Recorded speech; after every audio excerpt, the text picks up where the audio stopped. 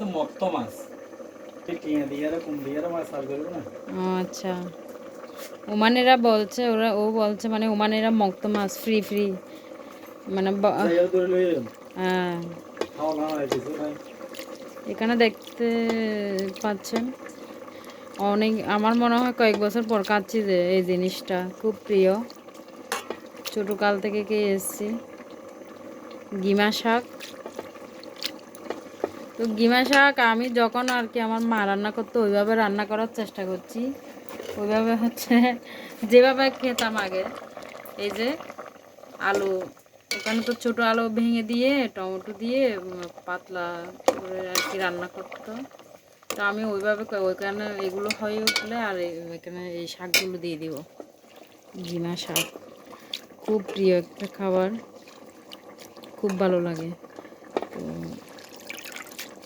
দেখতে পাচ্ছেন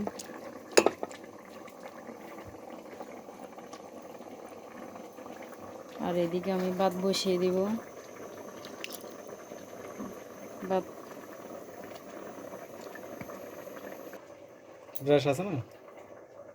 ব্রাশ আছে, এটা হবে না কিন্তু এটা ফ্রেশ নয়। এটা কি মাছ? হাঙ্গর। আহ, সুন্দর করে একটু কথা বলে না আমার ব্লগে, কেন জানি না হিংসে হয়। এটা আমার হ্যাটার্স, হ্যাটার্সরা এরকম করে। এটা হচ্ছে যে হ্যাঁ, শিং মাছ। এই সুন্দর করে কেন হতা হইন আমার। কি মাছ হতে পারে? বাগা মাছ। তো বন্ধুরা, এগুলো বাটা মাছ বলে এনেছে। এখন বাটা মাছ আমরা এই গত বছর খেয়েছি যে এরকম বাটা মাছ পাইনি, এরকম আঁশওয়ালা দেখতে পাচ্ছেন, মানে আঁশগুলো থাকে ছোট ছোট নরম নরম। আর এই বাটা মাছ কাটতে গিয়ে ওনার অনেক কষ্ট হচ্ছে, একেবারে শক্ত, আমাদের দেশের মাছের মতো। কি মাছ? বাংলাদেশে মিরকি মাছ বলে মনে হয়। এহ, হুম, কি? মিরকি। তো